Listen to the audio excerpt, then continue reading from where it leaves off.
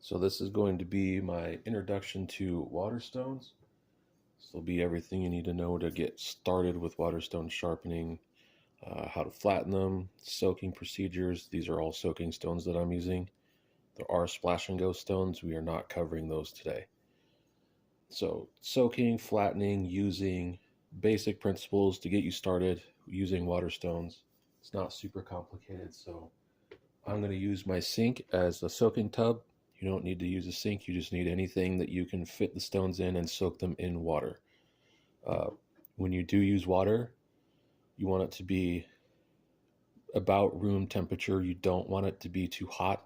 You don't want it to be too cold because it can shock the stones and it can cause them to crack. Because this stone right now, I used this yesterday, so it still has a bunch of water inside, so it's very cold. Uh, my house is 67 degrees indicated right now. That's Fahrenheit. So if I put this into a 105-degree tub that's, kind of steaming and pretty hot, that can shock the stone and that can cause cracks. So my rule of thumb is just room temperature. You want it to be comfortable. You don't want it to be too hot. You don't want it to be too cold. I'm going to turn this on right now, figure out a good temperature for me, and then we'll get back once this is done because it's going to be loud with the sink and stuff. All right, these are going to be my Naguras. This is an actual Nagura, and this is just a fragment of a cheap stone that I just used to work as a Nagura stone. So I'm going to soak these two. And because I just recently used the Syrax and the Lobster 220 yesterday, I should not need as much of a soak. Yesterday I timed it, the Lobster 220, from being dry to soaking after you've used it already. So I already have a bunch of sharpenings on it. It took about 10 minutes of a soak and then it was ready to go. The Syrax needs longer than that, probably about a 15-minute soak. The Lobster 3000, that thing can go for about 5 minutes and it's good. So nothing special to sharpen today. Just going to use this Duratech. These are excellent budget knives. I think these are like $20 or something like that. Claims to be 8CR, G10 handles, nice stonewash drop point blade, running on bearings. They're really hard to beat, but nothing special, 8CR. And I have some other knives to do, but I won't bore you with those because they're also not very great. Stone holder, you need some way to hold the stone up above so your knuckles don't hit whatever it is that you are sharpening on top of. Flattener, got my diamond plate here. And this knife is actually sharp, so I know the internet will get mad and call me a liar if I don't dull it, so.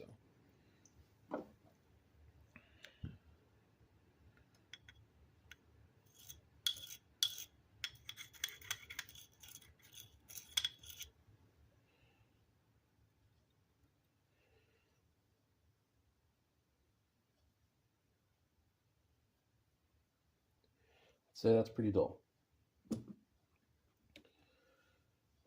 Okay, so how you know your soaking stones are done soaking is if you have a better view of them, you can see bubbles coming out of them when they're still taking on water. If they're not producing any more bubbles, then they're not taking on water. Another way, take your stone out, put some water on it, and if it holds the water, it's done.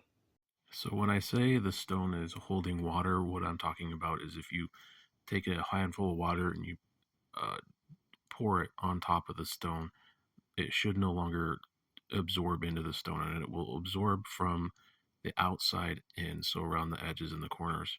And if you leave it on top and you give it a second and it's still not seeping in, the stone is done taking on water. You find whatever your bevel is that you want to do, and then just shockingly, you just rub steel on a stone. So beginner tricks when it comes to sharpening. This isn't going to be a how to sharpen video, but I'll do that down the road. You can scrub like I'm doing right now. When you do scrub, don't just sit here and make these tiny little movements. You're not really doing anything. You do want to make much more, much longer strokes. And you can do reverse strokes or edge trailing strokes. You can do edge leading strokes. You can do both. Doesn't matter. You can start from the top, go heel to tip, and then tip to heel, which I'll do that after I'm done making sure I've gotten the whole edge, just to blend everything together. Because if you just scrub like this, you can create facets and flat spots, and you'll have some weird edge stuff. So this just kind of blends everything together. And if you're a total sociopath psycho and you want to go in circles, you can do that too, but I don't recommend that anyone does that. But whatever works for you, so long as it makes sense in your brain and you can hold the angle, do whatever you want. So keep the stone hydrated. This swarf isn't a problem with this stone. Swarf is, again, the steel. And as you can see, this stone does not make a whole lot of slurry. There's not a whole lot of the stone coming up. That's just how this stone rocks and rolls. When I get to the Syrax, you will see that it will be a mix of both swarf and slurry. And it will create a cloudy gray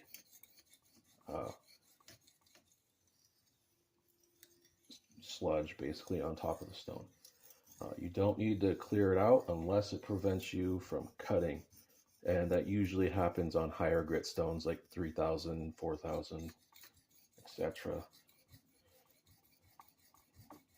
Some of the splash and go stones can get clogged, especially from nanomoss. So each stone has its own personality, just like each steel does. So you just have to use it and figure it out.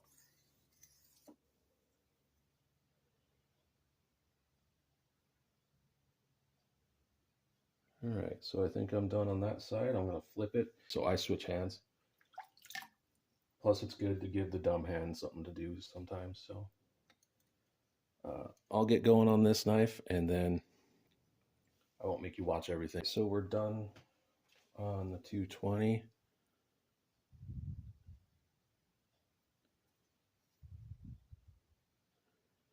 As you can see, pretty nice and even. Now your knife should be pretty, it shouldn't necessarily be sharp. I left the burr on it. I don't really believe in removing the burr, but as you can see, it's snaggly because, again, there's a burr on it. But you should be able to at least make some sort of cuts through paper before you're progressing, because all of your apex building needs to happen on the 220. So flattening, do I need to flatten this? I flattened this yesterday when I used it, and I just did one knife. Do I need to flatten this? No. I didn't spend nearly enough time on it for it to even dish, and this depends on the stone. Most of this is just steel, so I don't need to flatten this. All I need to do is just need to clean the swarf off of here, and I might be able to do that just by dunking it in water and scrubbing.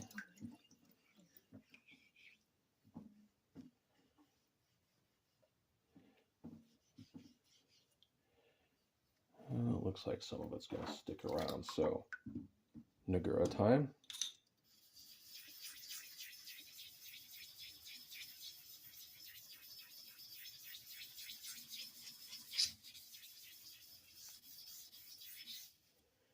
There we go. We'll rinse that off of there.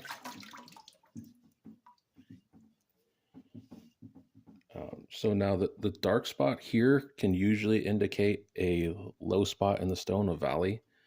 But again, I flattened this, so I know that that's not true. It can also just be how the stone discolors. They will discolor sometimes.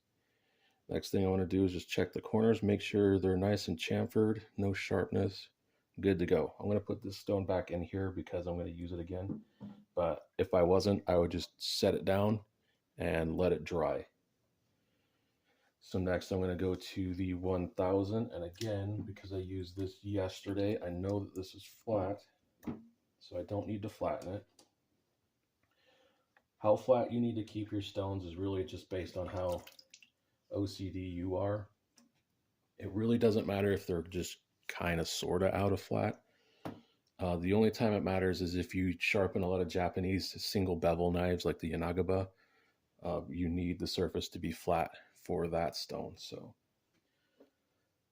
here we go. We got the burr on the non-show side. Now the Cyrax does like to grab the burr like that.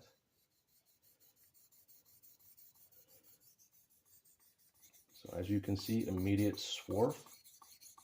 This will get a little bit more milky.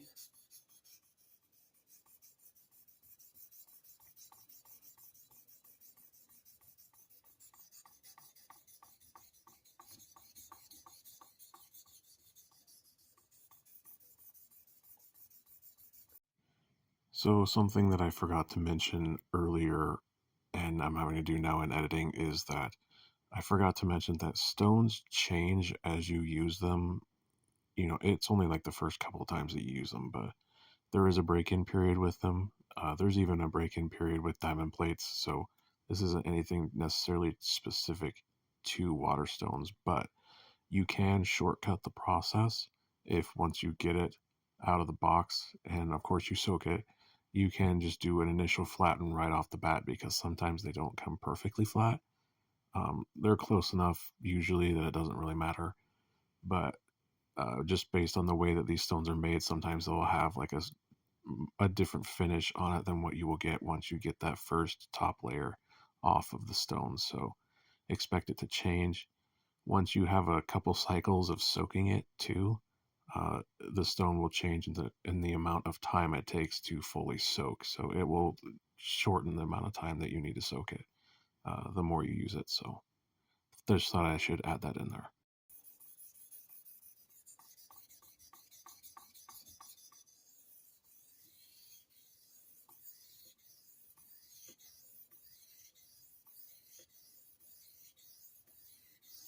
Now some people may see the slurry and the swarf sitting on top of the stone and then be like, gross, that's a huge mess. I don't like it. It's messy and, everything is what it is. Not waterstone sharpening isn't for everybody, especially with soaking stones. It does get somewhat messy, but I was a kid who grew up playing with his action figures in the mud in the backyard, so I don't really care about mess as long as it's not over the top. And if it gives me the results I'm looking for, I don't care. So I'm done here, and as I said the other day, or as I said, I used this the other day. So this stone does not need to be flattened, but because I've gotten the questions about flattening, how often you flatten, how do you flatten, etc., etc., I'll showcase it now. But again, I flattened it yesterday using it with one knife for a little bit of time. Do not need to flatten this. And the flattening will remove any of the swarf that's on it. So you take a pencil, make sure you have a good chunk of lead exposed because it's going to take the lead quite quickly. And you just want to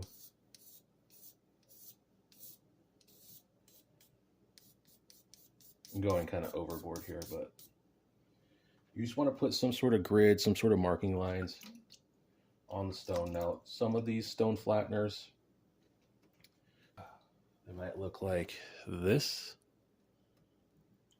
I don't really recommend those. Those will get out of flat. So what I suggest is some sort of diamond plate. You want it to be at least as big, if not bigger, than the stone that you're wanting to flatten, which is why this one's great.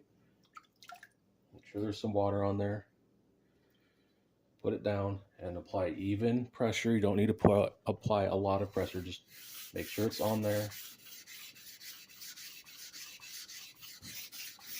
and remove all of your lines.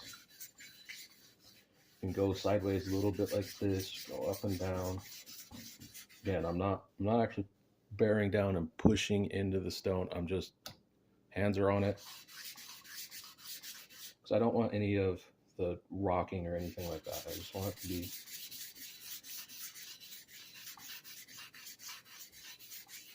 just like that. And again, you don't need to get this necessarily perfect. You just need to get it close enough. And you'll know that you're pretty good when you can't, you know, it's so suctioned to the freaking stone that you can't lift it up. So let's get some of this grit out of here. Now again, some people will really fuss over, oh my God, grit contamination. You have a 3,000 grit stone down there in your sink and you're putting 1,000 grit stone particles down in there. It doesn't matter, guys. It really doesn't. Corners on this might need a little bit of work.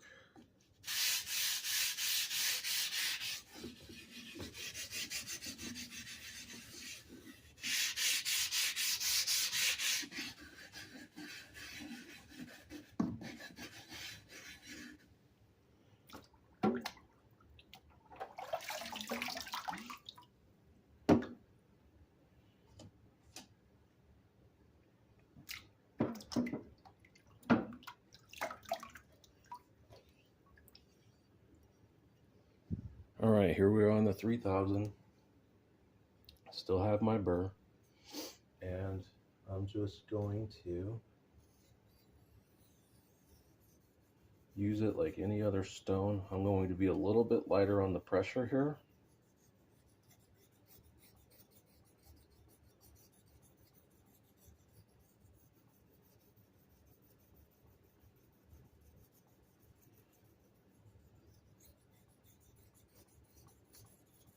Hopefully you guys can hear the sound difference between the 1,000 and the 3.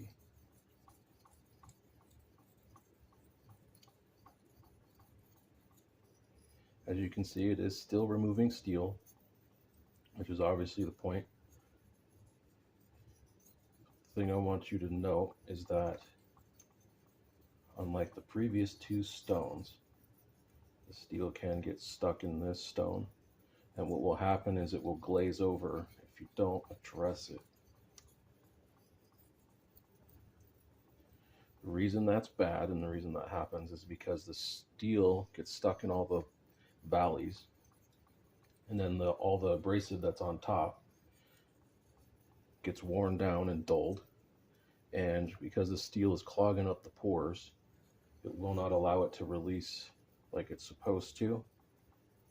And this happens on stones that are poor at releasing abrasives anyway, but it won't allow it to work as it is supposed to. And so your stone will actually glass out.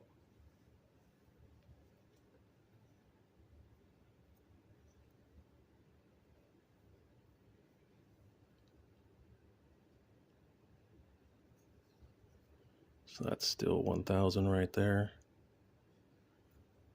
That's 3,000 right there.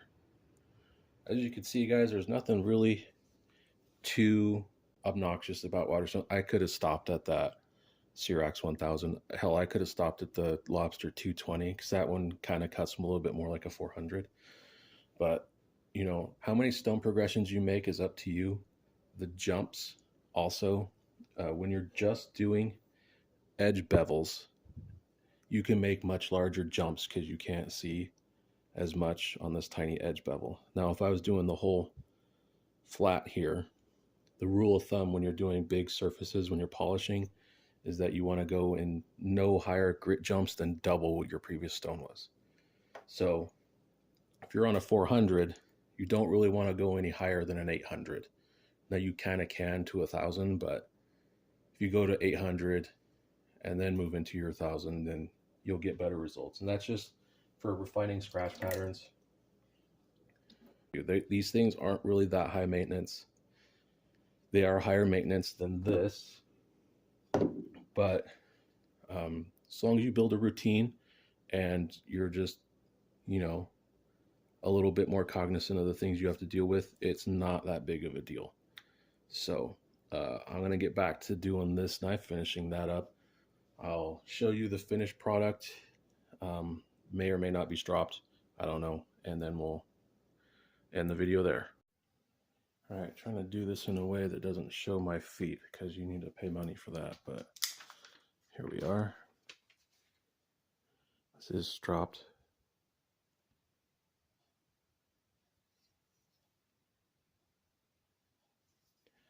But this newspaper, you should be able to, man, this is hard around a tripod.